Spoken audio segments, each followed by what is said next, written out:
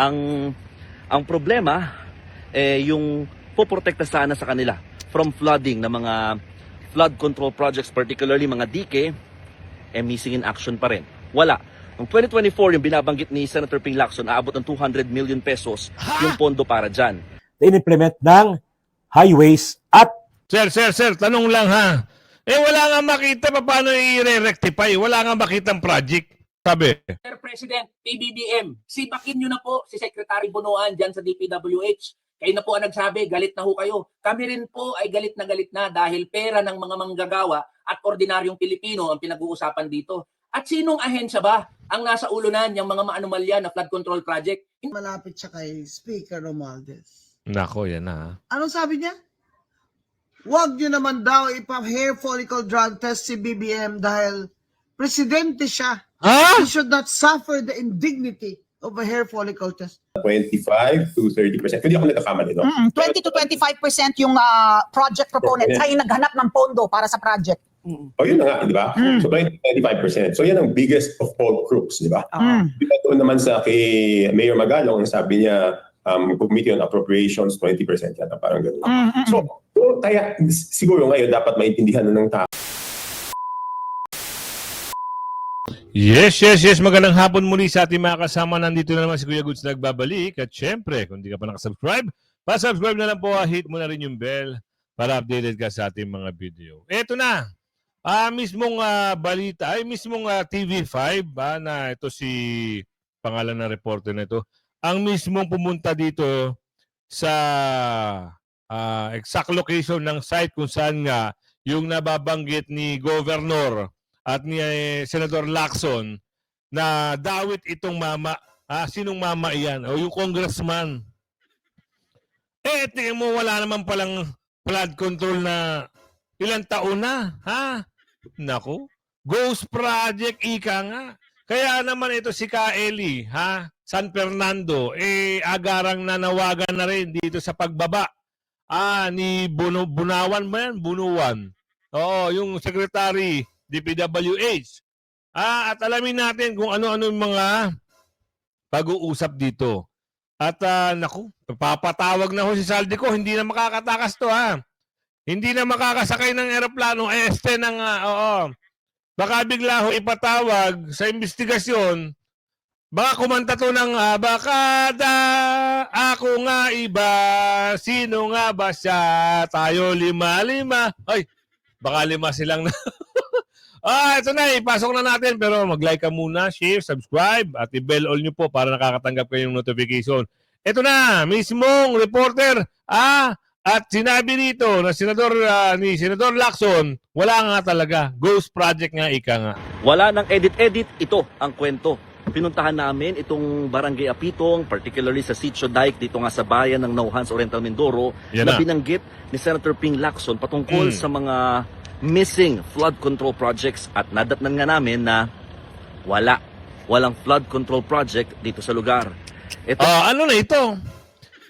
Milyon, bilyon, pero wala naman palang flood control. Anong gagawin natin dito? Panagutin. Diba? Kung wala naman palang ipapakita at inubos sa kaban ng bayan, inubos ang kaban ng bayan, ghost project ika nga, yung mga nagsasabuatan, panagutin yan. Hindi pwedeng hindi. Ilang bilyon ang nabalita rito, wala naman pala. Kaya naman pala itong Oriental Mindoro ay nagbabaha-baha tuwing tag-ulan dahil dito sa mga nakakawindang kayo, nakaagigil kayo. Tuloy. ito kasi mga kapatid, ito ho yung Panggalaan River, no? Ang kwento ng mga residente, itong ilog na ito, kapag malakas ang buhos na ulan, umaabot ng lampas 2 tao o mahigit 10 feet yung tubig dito, kaya maraming mga kabahayan at mga alaga nilang hayop ang talagang inaabot ng baha, no? Ang problema yung poprotekta sana sa kanila from flooding na mga flood control projects, particularly mga dike, missing in action pa rin. Wala.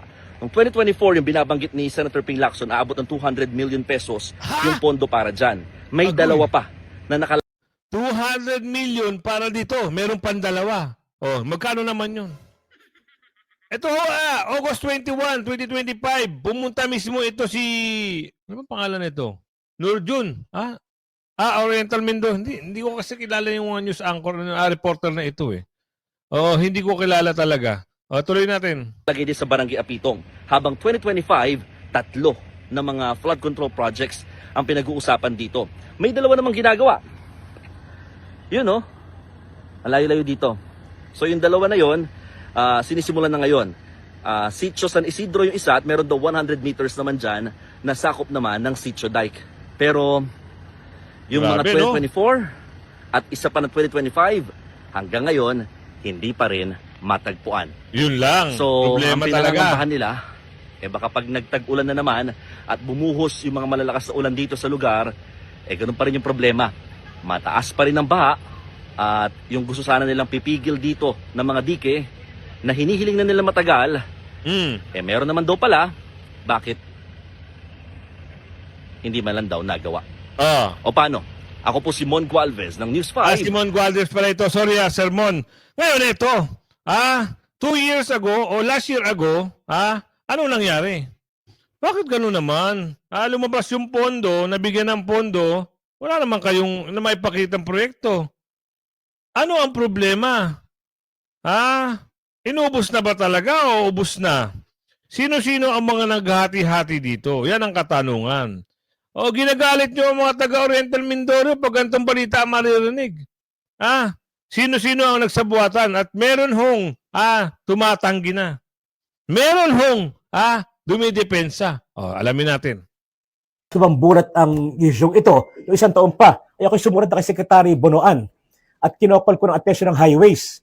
In fact, as early as July 31, 2024, may sulat na ako kay Secretary Bonoan at tinatawagan ko ang kanyang pansin na dun sa distrito ko, sa bayan ng Nauhan, ay may mga nasira na flood control projects na bagong gawa. No? Kaya nga hiniling ko kay Secretary Bonoan na i-reassess, i-re-evaluate ang programa ng mga proyektong ito at tingnan ang structural integrity at effectiveness ng mga proyektong ito. At ako'y nanawagan din sa kanya na i-rectify, i-correct ang mga flood control projects na ito na in-implement ng highways at Sir, tanong lang ha. Wala nga makita paano i-rectify. Wala nga makitang project. Sir, nagtatanong lang ho yung taong bayan. Ano ba naman? Nakita niyo ho ba yung exact location? O kababalita lang ho Ano i-rectify dun? Wala nga. Ang masakla pa doon, sir, ubus na ang pondo. 2024 pa pala Magta 2026 na. 2024, 2025, wala akong ginagawang proyekto. Buti na lang yung gobernador, magaling, siniwalat. Ngayon, sabay-sabay na kayong magkakaroon ng problema rito. Anong problema yan? Tuloy natin, mamaya-maya. Abangan natin dahil may maipapatawag na at may pinatawag na. tiyakin na nag-a-adhere sila sa rigid structural designs and standards in order to prevent the wastage of public funds. Ito ay July 2024 pa. So itong kapatunay na hindi tayo yung proponent, hindi tayo nag-fund yan, at tayo walang tinalaman sa implementation yan. No? Kaya nga ako ang sumulat July 2024 pa yan kasi noong July 24 may nasira na rin. Then itong habagat noong July. Ano kaya nasira? Ano nasira kaya? Wala naman nasira, sir. Walang nagawa. Paano nyo nasabing may nasira? Ano na ba naman yan, sir? Ibang klase naman ata yung...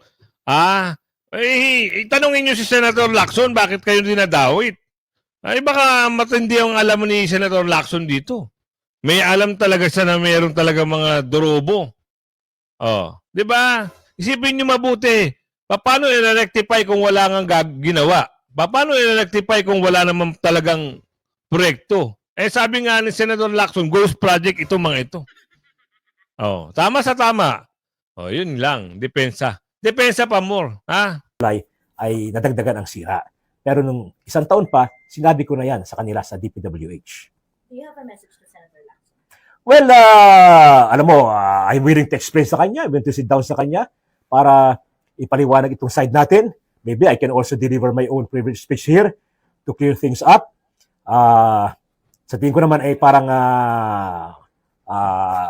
unfair. Doon nyo na lang yung sabihin kung halimbawa ipatawag kayo sa investigasyon. Dahil, hindi ho biro ito.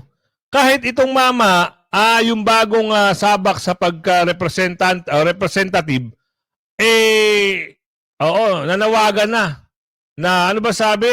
Hinamon si DPWH Secretary na magbitiw sa pwesto. Oh. Magbitiw sa pwesto. Agarang pagbibitiw. 'Di ba? Ang gusto ng mamang ito. Oh, mamaya na natin ipapasok. Ipasok muna itong kasi para siya magsalita mamaya. Ito muna.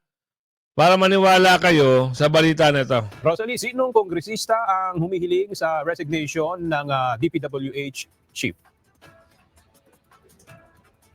Si Kamanggagawa Party List Representative Eli San Fernando na miyembro ng minority bloc dito sa Kamara ang nagdedemand sa agarang pagbibitiw sa pwesto ni Public Works and Highways Secretary Manuel Bonoan dahil sa umano'y multi-billion pesos na halaga ng ghost flood control project sa ilalim ng termino nito. Ayon sa kongresista, malinaw na patunay ito ng palpak na pamamalakad umano sa ahensya. Multi-billion na proyekto na ghost project. Ilang lugar yan. Ilang lugar. Oriental Mindoro, nabanggit na. Sa Bulacan, nabanggit na. Saan pa ba? Yung nabanggit ni Senador Marcoleta. Di ba? Ilan pa sila ang magpapatunay na talaga yung pamumuno nito habang ito ay hawak-hawak at pinamumunuan ng DPWH, merong mga ghost project. Kahit mismo siya. Nung nasa hearing sila, nasa investigasyon, umamin na rin siya. May ghost project. Kaya itong mama, ano sabi? Mr. President, PBBM, sipakin nyo na po si Secretary Bonoan dyan sa DPWH.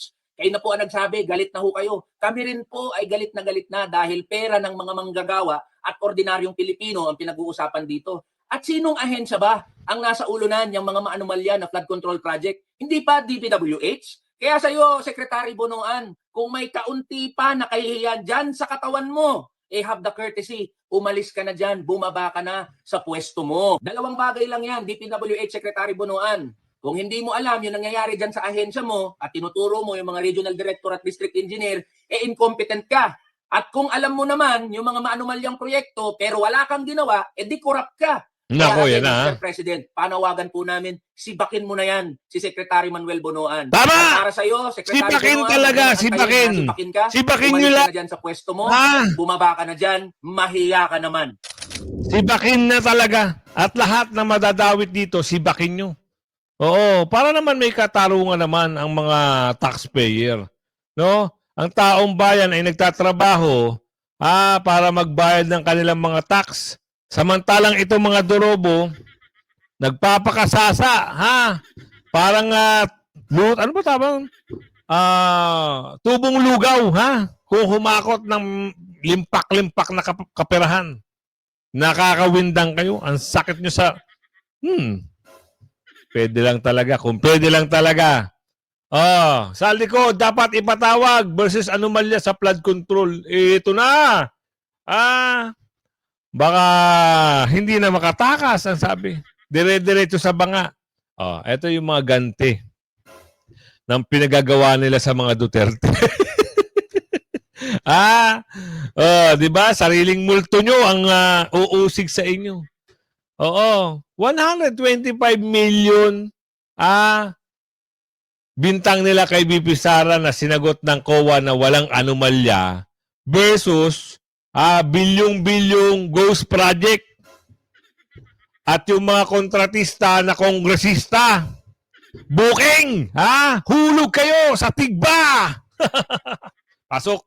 Si Navotas Representative Toby Chanco na ipatawag sa pagdinig ang dating House Appropriations Chair na si Congressman Zaldico, kaugnay po ng National Budget at Flood Control Projects. Handa rin si Mayor Isko Dumagoso na ibahagi sa Senado ang impormasyon tungkol sa mga palpak na proyekto sa Maynila. Narito ang balita ni Margot Gonzalez.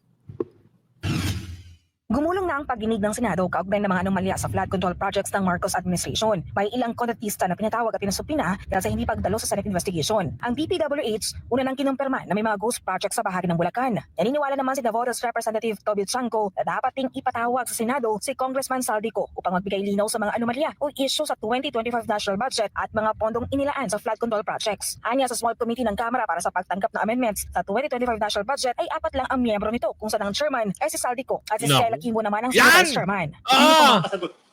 Sama pa yun, isama pa ipatawag din para magkaalaman. At yung balulong, Magtuturuan yan, mga kasama, niwala kayo sa akin. Magtuturuan yan kung sino pinaka-leader niyan. Kung sino may plano at nagplano. Pag hindi pa niya nasagot yan, ako, ano nangyari dyan? Paano napalitan yan nung imposible naman? Saka sabi nga ni Vice President Sara Duterte noon, there are only two people who runs the budget, Saldico and the Speaker. So ngayon po, do you support the idea po na ang dapat na number one na ma-invite sa mga Senate hearing regarding po sa mga flood control projects ay si mismong Congressman po? Yes. Agreed. And dapat po itong sa Saldico ay umattend talaga sa mga ganitong pagpili. Tama. Kung wala po siyang tinatag. Tama. Sa tanong kung nasan ngayon si Saldico, And where is Saldico right now? He got re-elected, di ba? Yeah. He's a congressman. Did you see him already at the No. house up to now? ayon Naku. siyang ko, handa siyang lumahok sa investigasyon ng Baka lumipad na! Hindi raw nakikita eh. Congressman siya. Bakit hindi nakikita sa Congress? Baka magaya rin yan doon sa magtatago na lang at lilipad at tatakas. Hindi pwede yun. Humarap ang dapat humarap. Sagutin ang dapat sagutin. Kung walang itinatago, wag magtago. Yan ang magiging laban mo. Mr. Ko. Yari ko. Wag lilipad. Stay put lang. May investigasyon pa. kung iimbitahan siya ng Senate Blue Ribbon Committee. Dahil sa mga anomaly naman sa flood control projects, may mga panukala sa Kamara na mas mabuting ilipat na lang sa ibang proyekto ang 250 billion pesos na pondo para sa flood control. Tulad Nako, yan na naman sa schools. Sa DepEd, wag. Wag kayo papayag dyan. Baka mamaya magic na naman yan. Totoo yan. Di ba may pag-uusap? Mas maganda, ilagay niyo sa mga ospital para wala talagang problema. Di ba? Kasi kung ilalagay yan dyan sa, baka mamaya yan na naman ang 250 billion, mawaldas na naman. Di ba? Dito tayo kay Attorney Rowena Guanzon. Meron lang siyang babardagulin. Isang-isa lang. Attorney, banat. Bongga. Hair follicle drug test lang? Indignity na? Ang sagot? Si Congressman Libanan, na ang dami niya nang nakuha, kahit minority leader siya kuno, ang dami niya na nakuha niya ng AX, TUPAD, etc. dahil akap dahil malapit siya kay Speaker Romualdez. Nako, yan na. Anong sabi niya? Huwag niyo naman daw ipa-hair follicle drug test si BBM dahil presidente siya. He should not suffer the indignity of a hair follicle test. Grabe. Ano? Nakakainis naman Itesh.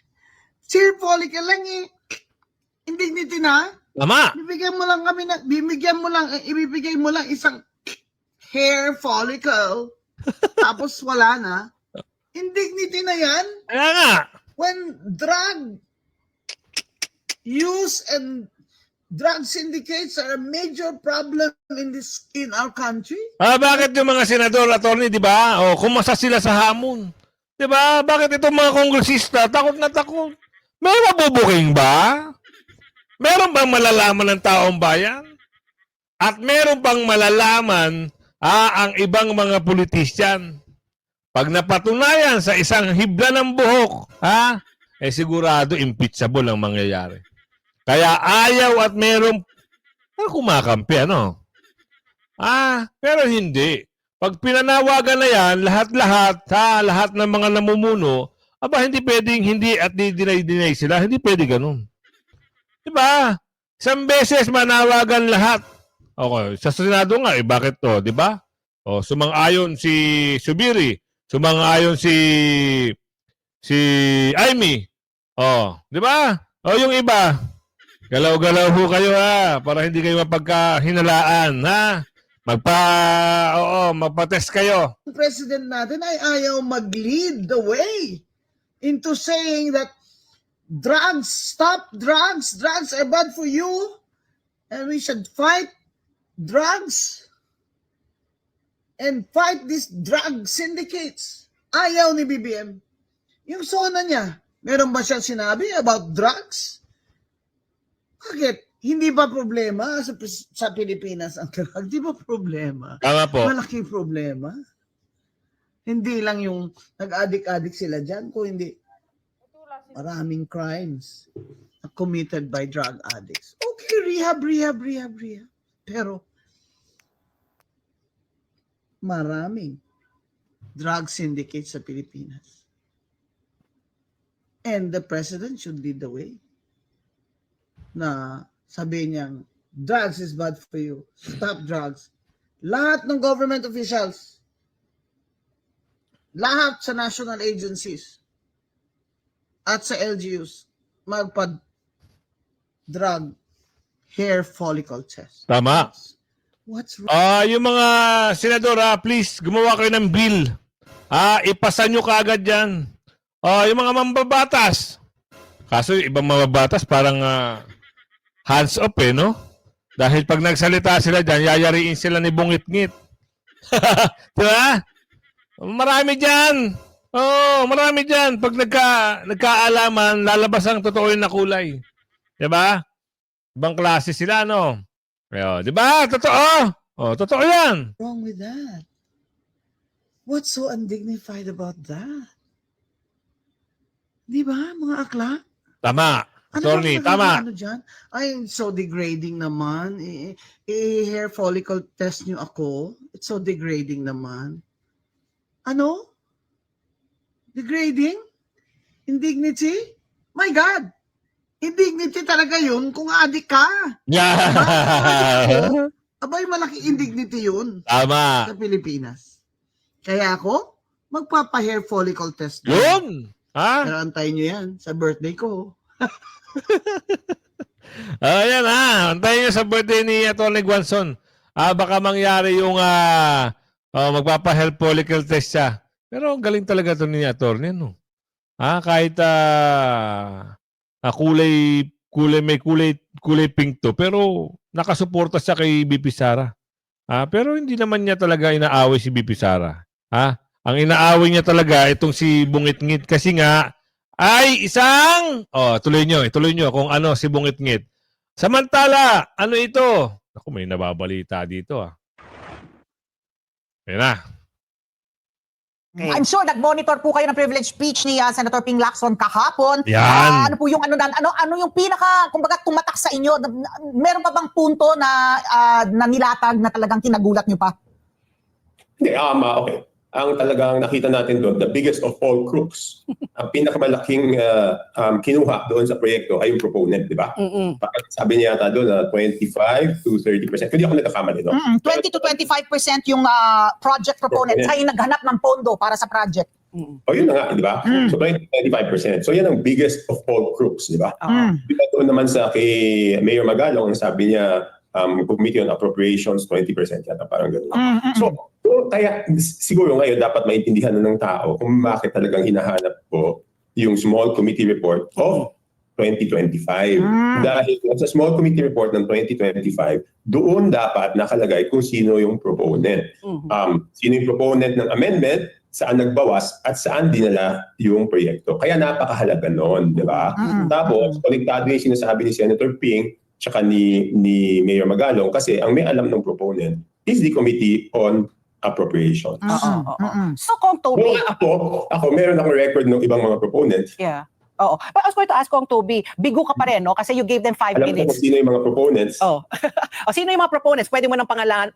Yan. Or, Pag hindi sila nagsabi ng totoo, we will prove them wrong. okay. No, kasi, Wala na, Papi. Oo. Okay, isa tayo doon. Okay. Wala talaga doon sa present Committee on Apro yun. Kaya nga sabi ko, tanongin yung COMSEC kasi yung COMSEC is the same COMSEC. Pero up to yesterday, wala pang napapadala sa akin. So wala talaga yun. Kong, pwede ba ipatawag nyo na? Kahit kayo ay kumilos. Kayo na ang kumilos. Yung mga umupo. Ayan, si Ko, si Kimbulot, at yung mga bago. Sama mo na yung bago. Kasi parang ayaw pag-usapan yung 2000... yung last year, yung 19th Congress. Di ba? Ginigiit na, hindi raw. Dahil nasa 28th Congress na raw, yung mga nasa 19th Congress, tapos na. Huwag na pag-usapan. Huwag ganun. Tuloy nyo lang yan, Kong. At kung ipatawag sa Senado itong si Mandalustay, birahin nyo ng birahin. Walang report, walang minutes. Ang balita ko ngayon, siyempre ayon sa aking mga sources, yung small committee na yon ay sinusubukan nilang mag-doktor ng report, no? But okay, all roads now lead to only one person, and that is the former chairman of the Committee on Appropriations siya rin ang chairman ng small committee. Siya lang makakasagot ng mga tanong, di ba? Lahat ng gusto natin itanong, siya dapat ang makasagot, di ba? Sino ba ang proponent? Siya lang makakasagot nun kasi walang records, di ba? So, yun. Pero kung Toby, ito nga, no, ipapangalanan ko na kasi alam naman natin lahat na yung dating chairman. Congressman pa naman siya si Saldico, So he's an incumbent congressman. And was he there during the hearing, and did he make any manifestation to explain? Or did you ask him? Wala siya. I haven't seen him this Congress. He's not yet here. Hindi pa kami nagkita ever since nagsimula yung 20th Congress. Sa tingin ko, dapat ipatawag na ng liderato ng House si Congressman Saldico. Ako, ito na. Baka mamaya, ito yung kinatatakutan ng lahat eh. Dahil ipit na ho ang pangalan nito Nico, baka nga nababalita na tumakas na. Bagay. May sariling eroplano di umano eh. Diba? Kasi nabalita ho yan na may sariling eroplano. Ngayon, pwedeng mangyari. Diba?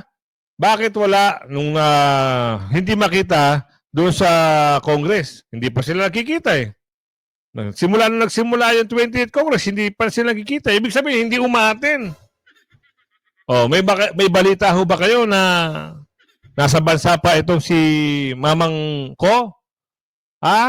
Nako, ayan na ang inaabangan ng lahat. Gusto malaman ng taong bayan kung ano ang kahantungan ng investigasyon na ito. Kasi mayroong mga pangalan na umugong, may pangalan na kaduda-duda, may mga kontratista na kaduda-duda, at may proyektong wala namang nagawa. Ika nga, Ghost Project. Sino mapapanagot dito? Tatakas ba? Diba?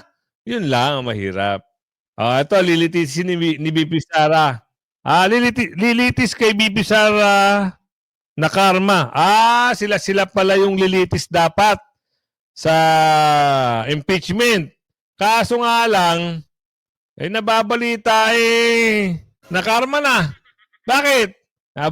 Balita dito Isa-isa ng sinisingil ang mga nambibintang kay Vice President Sara na isa daw kurap. Isa, si Representative Arnan Panaligan ng Oriental Mindoro First District na sanay lilitis kay Vice President Sara sa sanay magiging impeachment trial. Isa siya sa mga House Prosecutor. Abay sangkot pala sa korupsyon sa flood control. Matapos ibulgar ni Senator Ping Lacson ang umano'y anomalous flood control projects sa Oriental Mindoro. Bagamat hindi binanggit ni Lacson ang pangalan sa talumpati, lumitaw ito sa slide presentation na ipinakita sa session hall na nagpapakita ng accomplishment report ni Representative Arman Panaligan kasabay ng banner ng Agila o aksyon ng gobyerno at inisyatibo sa larangang lehislatura. Accomplishment report. Pumunta yung isang reporter. Wala naman daw project doon. Paano nangyari yun? Kung hindi kayo bumira kay Bibi Sara, hindi kayo makakarma, sabi na Aling Ledesma. Gaba-gaba lang daw yan, di umano. Gagaling nyo nagsimula yan doon sa naumpisahan ng taga Maynila. Yung barangay hall.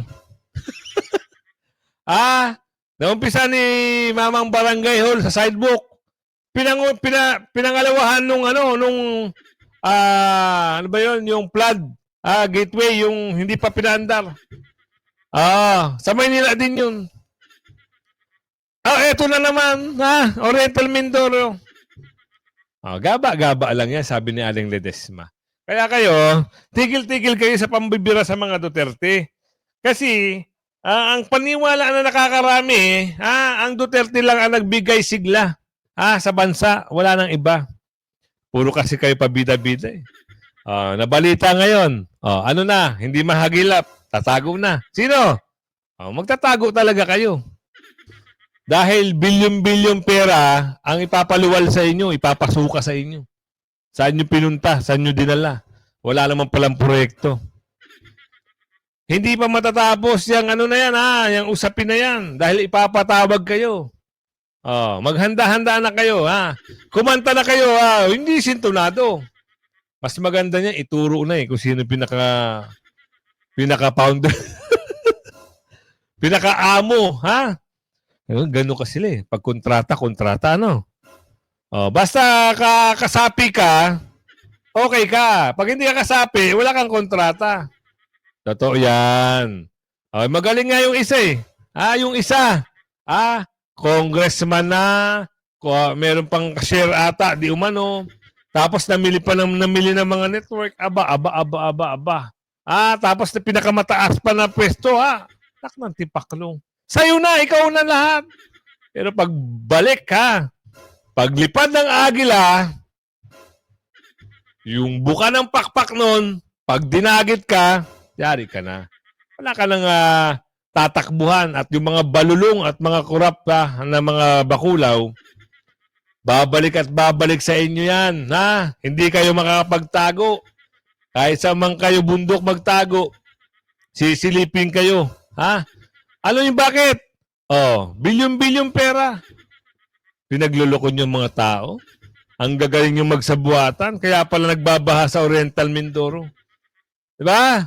Yan, kung umabot ka sa video natin ito, Paki-like and share hanggang sa muli. Bye-bye!